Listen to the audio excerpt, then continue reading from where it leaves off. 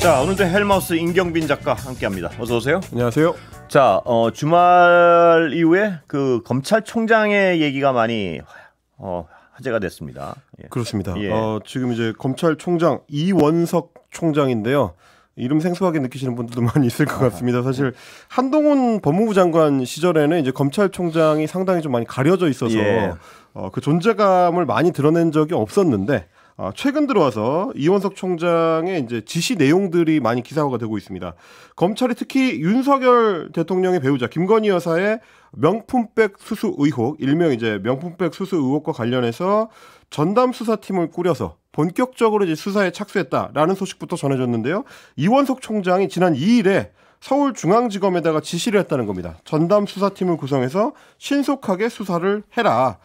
지금까지는 이제 서울중앙지검에서 이제 형사 일부에 배당을 해놓은 상태였는데 여기에 별도 팀을 꾸려가지고 뭐 이제 주말 동안에 알려진 바에 따르면 특수부 검사 3명을 추가 배치했다. 뭐 이런 얘기도 나왔고요. 그래서 전담 수사팀을 꾸려서 본격적으로 고발이 된 지 5개월 만에 수사가 시작이 됐다라고 봐야 될 것 같습니다. 자, 검찰이 어떤 이런 중요한 사건에 대해서 수사를 하는 건 어쩌면 당연한 건데 네. 왜 화제가 되는가 하면 5개월 만에 선거 끝난 뒤에 그렇죠. 갑자기 네. 그것도 본격 수사 하는 듯 안 하는 듯도 모르고 있다. 본격적인 수사를 지시했다. 그렇습니다. 그 배경에 대해서 여러 가지 추측이 나올 수밖에 없는 상황 아니겠습니까? 그렇습니다. 예. 뭐 말씀하셨다시피 이제 수사 배당은 이미 돼 있었는데 수사팀을 별도로 꾸린다는 거는 그만큼 좀 검찰총장이 직접적으로 챙기는 신경 쓰는 사건이 된다라는 얘기일 거고요. 그러면 이제 수사 규모라든지 혹은 속도에 있어서도 생각보다 좀 빨라질 수 있다라는 얘기가 되기 때문입니다. 지금 일단 오는 9일에는 고발인 조사를 하는데 서민민생대책위원회라는 이제 시민단체 쪽의 사람을 이제 부릅니다. 근데 이제 이 사람들은 왜 오는 거냐면 재미동포 목사 최재형 씨, 소위 그 명품 백을 제공한 사람에 대해서 이분들이 이제 그 고발을 했습니다. 주거 침입과 위계에 의한 공무집행 방해. 이런 혐의로 이제 최재형 목사와 관련해 가지고 고발인 조사를 하고요. 그리고 다른 한편에는 윤석열 대통령 부부가 청탁금지법을 위반했느냐 혐의, 이걸로 이제 고발한 게 유튜브 매체 서울의 소리 측입니다. 서울의 소리 측하고는 이제 조사 일정을 지금 이제 조율하고 있다라고 하고요. 그러니까 윤 대통령을 지지하는 쪽과 지지하는 안 하는 쪽이 다 고발을 했군요, 양쪽에서. 그렇습니다. 서로 이제 다른 사람을 측면에서. 이제 고발한 거죠. 그래서 이제 검찰 같은 경우는 이 사건은 구조가 좀 간단하고 그리고 이제 영상물을 통해서 이미 상당 부분의 증거가 이제 확보가 돼 있는 상태이기 때문에 결론을 좀 빨리 낼 수 있을 것 같다라고 합니다. 그래서 이달 중에 김건희 여사한테 이제 출석을 통보를 하고 출석 조사를 해서 2-3주 안에 수사를 끝내겠다라는 내부적인 목표를 세운 걸로 또 이제 매체를 통해서 전해지기도 했습니다. 그런데 이제 뭐 이게 현실성이 있느냐는 조금 더 따져봐야 됩니다. 실제로 김건희 여사가 출석을 할 것이냐. 출석을 안 하게 되면 그럼 서면 조사로 대체하느냐, 혹은 이제 뭐 별도의 조치를 추가로 하느냐, 뭐 이런 것들도 관심이 될 거고요. 그리고 또 하나 무엇보다도 중요한 거는 만약에 김건희 여사가 이제 출석을 하게 되면 출석한 김에 도이치모터스 주가 조작 사건 관련해서도 조사를 할 수 있다. 이게 지금 검찰 내부의 이야기인데 실제로 그렇게 할 수 있을지, 그게 어떤 의미인지 이런 것도 좀 같이 따져봐야 될 것 같습니다. 그런데 이원석 총장의 이 수사 지시가 어떤 배경 때문인지 추측을 할 수밖에 없지 않겠습니까? 왜냐하면 아까도 말씀하셨지만 굉장히 얼개가 단순한 사건이고 여태 가만히 있다가 갑자기 선거 끝난 다음 왜? 이런 질문이 당연하게 나오는 상황인데요. 자, 여러 해석이 나오는 것 같습니다. 어떤 해석 하나하나 짚어볼까요? 그 추측을? 일단 이원석 검찰총장의 지시 내용이 이제 오늘 동아일보를 통해서 단독 보도가 됐는데 뭐라고 했냐면 올해 9월에 임기 만료가 되기 전까지, 이원석 총장의 임기가 이제 9월 중순까지인 걸로 돼 있는데 임기가 끝나기 전까지 김건희 여사랑 민주당의 이재명 대표 관련한 사건 같은 이런 주요 수사들을 매듭을 짓겠다라는 의지를 이제 측근들한테 피력을 했다는 겁니다. 그러니까 이제 정치인들과 관련된 굵직한 사건들은 퇴임하기 전에 마무리를 하겠다는 건데 이렇게 해야지만 이제 후임 그 검찰총장이 이제 부담 없이 업무를 할 수 있다라는 이야기가 되겠습니다. 그만큼 정치권 관련된 사건들을 이제 총선이 끝나고 나서 속도를 좀 빨리 하겠다라는 의미인데 그게 어느 방향을 향해서이냐가 좀 정치권의 관심입니다. 그렇습니다. 그러니까 김건희 여사에 대한 수사를 속도를 내는 게 일종의 면죄부를 주기 위한 목적으로 검찰이 좀 일찍 털어내겠다는 것인지, 혹은 강도 높게 수사를 해서 대통령의 배우자라고 하더라도 이 뭐 어떤 특혜 없이 수사를 받도록 하겠다는 건지 거기에 대해서 상당히 좀 촉각이 이제 곤두서는 건데 왜 그러냐면 일단 지금 이원석 총장이 말을 꺼낸 게 소위 명품백 수수 의혹과 관련된 건데 근데 이 건 같은 경우는 뭐 이제 법조계에서 공통적으로 얘기하는 게 고가의 선물을 설사 받았다고 하더라도 배우자에 대해서 공무원의 고위공직자의 배우자에 대해서는 별도의 처벌 조항이 없다. 네. 김영란법으로 처벌을 할 수는 없기 때문에 사실관계 확인에 그치지 않겠느냐라는 얘기가 많고요. 설사 이제 기소를 한다고 하더라도 그게 이제 중범죄가 되기는 어렵기 때문에 네. 벌금형 정도에 그치거나 혹은 이제 무죄가 나올 가능성이 높다. 이렇게들 보고 있습니다. 그래서 이제 남는 쟁점은 윤석열 대통령이 이 선물을 받았다는 사실을 인지했는지 여부. 네. 그리고 인지하고 나서 이걸 이제 별도의 기관에 이제 신고를 했는지. 뭐 이 본인 입장에서 봤을 때 대통령실을 내부 감찰 기구나 뭐 이런 게 될 텐데요. 여기 이제 신고했는지 여부를 따져서 대통령의 청탁금지법 위반 여부를 따질 수 있다. 네. 이 두 가지 정도인데 이 역시 마찬가지로 큰 그 중범죄는 안 될 가능성이 큽니다. 그러다 보니까 검찰이 윤석열 대통령 부부 입장에서 봤을 때는 상대적으로 타격이 적은 이 명품백 의혹 사건부터 먼저 손을 대서 의혹을 조금 덜어주려고 하는 거예요. 부담을 덜어주려고 하는 거 아니냐라는 이제 관측이 나오는 거고 결국은 김건희 특검법 바람빼기다. 뭐 이런 얘기도 지금 야권에서는 제기가 되고 있습니다. 야당 측에서는 당연히 제기할 수밖에 없는 추측 같고요, 의혹 같고요. 그러니까 왜 그러냐면 예. 김건희 여사의 더 무거운 죄질로 평가받는 게 뭐 실제로 사실 확인이 된다면 도이치모터스 주가 조작 의혹 사건인데.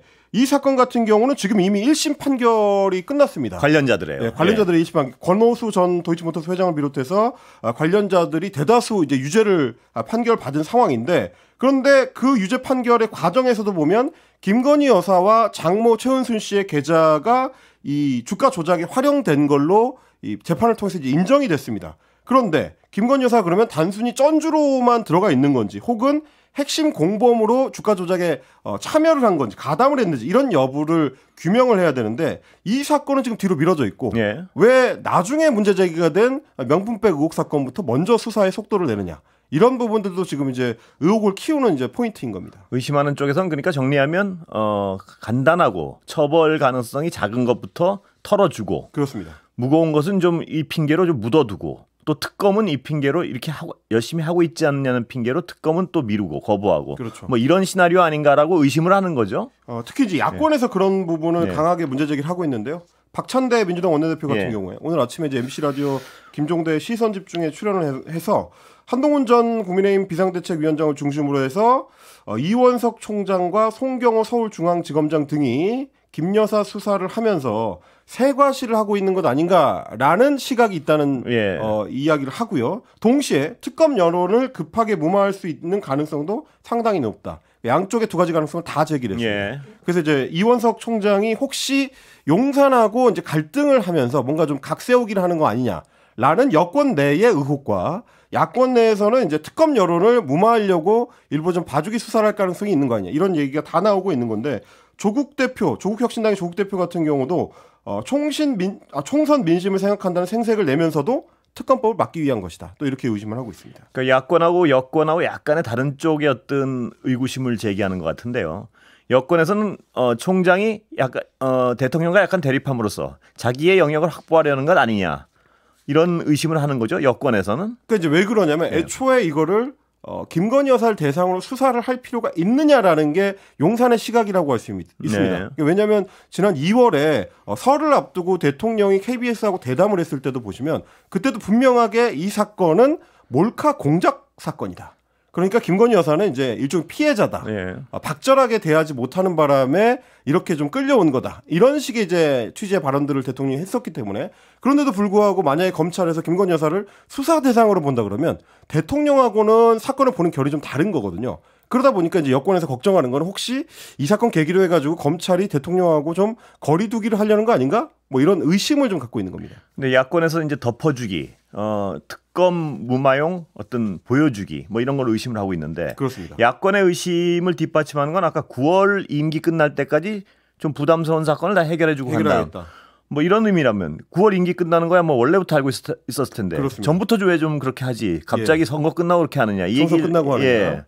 그 얘기를 안 물어볼 수가 없는 것 같아요. 그렇습니다. 그리고 이제 여권의 의심도 이제 일견 일리가 있는 것이 뭐냐면 그것도 선거 끝나고 왜 그러냐 뭐 이런 거겠죠. 똑같이 끝나고 그리고 압도적으로 야당이 이긴 상황에서 왜 갑자기 속도를 내느냐도 그렇죠. 있고 동시에 뭐냐면 송경호 서울중앙지검장을 대상으로 해서 지난 연말부터 김건희 여사 수사 관련해 가지고 용산에 이제 말이 잘 안 먹히고 있다라는 소문들이 이제 용산 주변, 여의도 주변에 좀 돌았습니다. 그러다 보니까 이제 송경호 서울중앙지검장을 이제 인사 조치해야 되는 거 아니냐라는 불만들도 용산 내부에서는 일부 제기가 됐다고 하는데 그러다 보니까 결국 이원석 검찰총장이 조만간 검찰 내부 인사를 하게 될 텐데 그 인사에서 지검장 중심으로 한 인사가 어떻게 돌아가느냐. 그게 아마 이제 이원석 총장의 실제 뜻을 보여주는 어떤 지표가 될 거다. 이런 얘기들도 좀 나옵니다. 앞으로 이런 어떤 여러 가지 추측 중에 어느 쪽이 더 어떤 진실에 가까운가를 보기 위해서는요.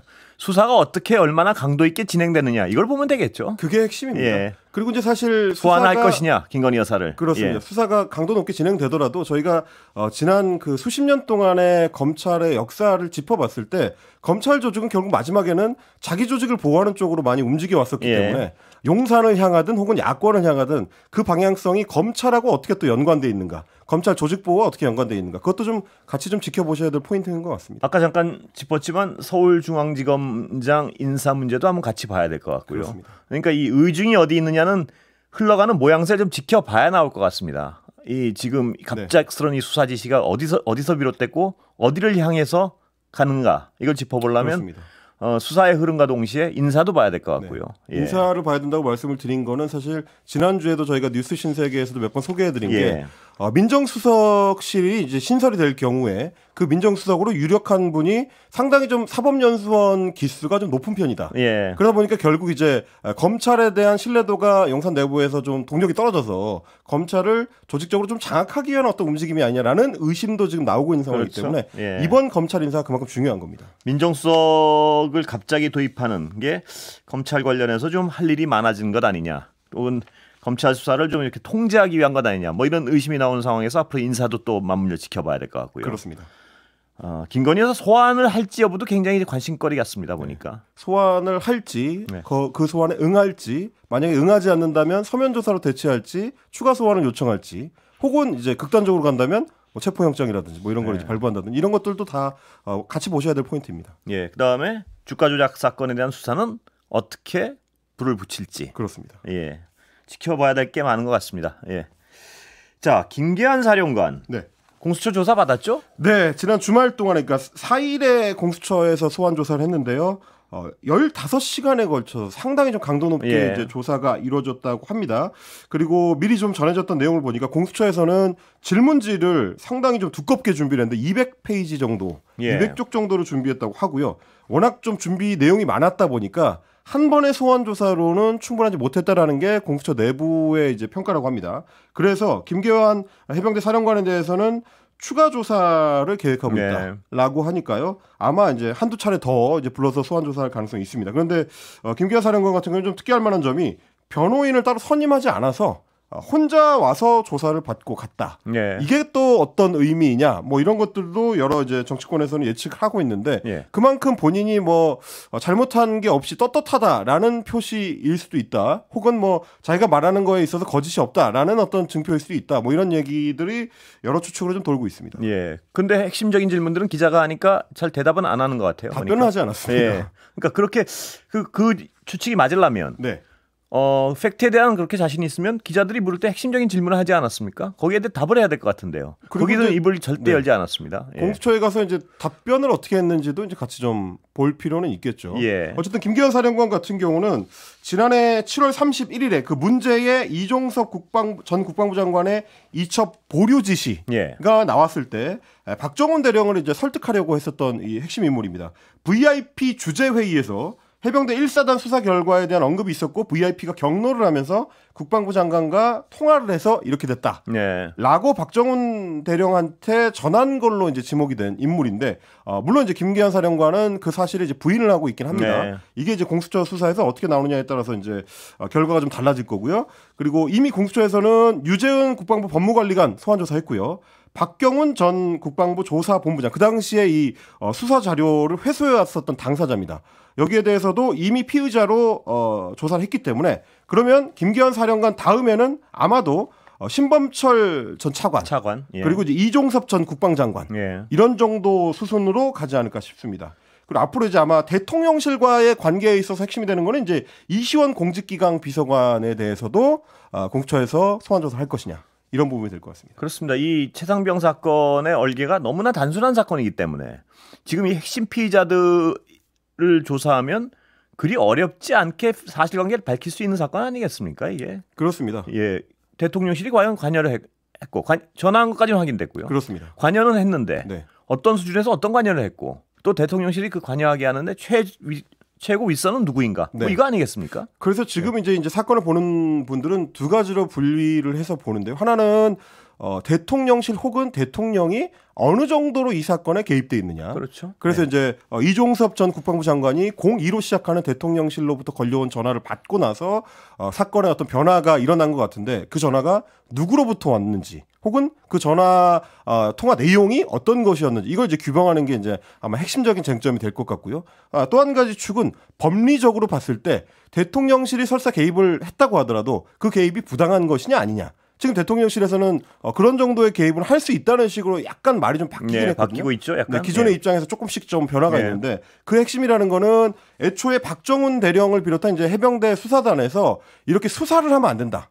군내 사망 사건에 대해서는 경찰로 이첩을 해야 되는 거지 수사를 해서 구체적으로 피의자를 적시해가지고 보내는 건 안 된다라는 얘기인데 여기에 대해서는 국민의힘의 김웅 의원 최상병 특검법에 대해서 이제 유일하게 국민의힘 내부에서 찬성표를 던진 인물인데 조목조목 반박을 했습니다. 페이스북에 글을 올렸는데 일단은 박정훈 대령에 대해서 지금 취해지고 있는 공소를 취소해야 된다. 그러니까 재판을 하지 말아야 된다라는 얘기를 하면서 특검법에 이 여당이 반대하고 있는 논리, 대통령실이 반대하고 있는 논리를 반박을 했는데요. 일단 수사권이 없는데 왜 수사를 했느냐라는 이 비판에 대해서 박정훈 대령이 수사를 한 거는 박정훈 대령이 한 거는 수사가 아니라 수사자료 이첩이다. 그래서 정확히 말하자면 이 사건은 수사에 대한 외압 사건이 아니라 이첩에 대한 외압 사건이다. 성격을 좀 달리 규정해야 된다라는 얘기가 되겠고요. 그리고 박정훈 대령이 이미 지금 이제 기소돼서 재판을 받고 있는데 외압 사건에 대해서는 공수처의 결과를 차분하게 기다려보자고 하니까 이거 속도가 너무 다른 거 아니냐. 속전속결로 했었던 박정훈 대령에 대한 기소만큼 다른 사안에 대해서도 좀 속도를 내서 국민들이 납득할 수 있도록 해야 된다. 뭐 이런 얘기를 하고 있습니다. 그 김웅 의원 지적 중에 왜 박정훈 대령은 지금 피의자로서 재판을 받고 있는데 나머지 그보다 훨씬 더 잘못을 한 것 같은 사람들은 아무런 어떤 수사 진전이 안 되고 있으니까요. 그 부분에 대한 의문을 제기한 건 지극히 상식적인 것 같아요. 그렇습니다. 그리고 이제 그 수사를 한 게 아니라 이첩을 한 것이다라는 부분에 대해서도 사실 이제 상세하게 법리적으로 보면 혐의점을 적시를 하고 이제 피의자로 거기에 이제 적시를 하는 것 자체가 수사의 결과라고 보기는 어렵다. 결국 이제 이첩을 받게 될 그 해당 기관, 그러니까 경찰 입장에서 일종의 이제 수사의 참고 자료로 삼는 거기 때문에 그 자체가 수사라고 할 수는 없다. 이런 주장을 또 하기도 했습니다. 저는 그리고 가장 궁금한 것 중에 하나가 지금 알려진 것은요. 이 김기현 사령관으로부터 알려진 걸로 알려졌는데.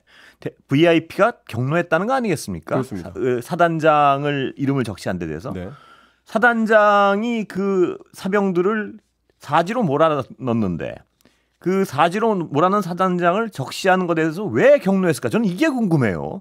그러니까 장병 하나 죽었는데 왜 사단장을 그렇게 징계를 해야 돼? 뭐 이런 마인드 아닌가 하는 생각도 들고요. 그게 갑자기 궁금하더라고요, 저는. 이게 이제 대통령이 그동안 몇 차례 이런 사건 사고에 대해서 강조했었던 포인트긴 한데 소위 책임 딱딱론입니다. 책임을 갖고 있는 사람한테 책임을 딱딱 물어야 된다라는 얘기를 이태원 참사 관련해서도 했었고 이 사건 관련해서도 했었는데 국민들하고는 약간 생각이 다를 수도 있는 그렇습니다. 여기까지 듣겠습니다. 지금까지 헬마 임경민 작가였습니다. 고맙습니다.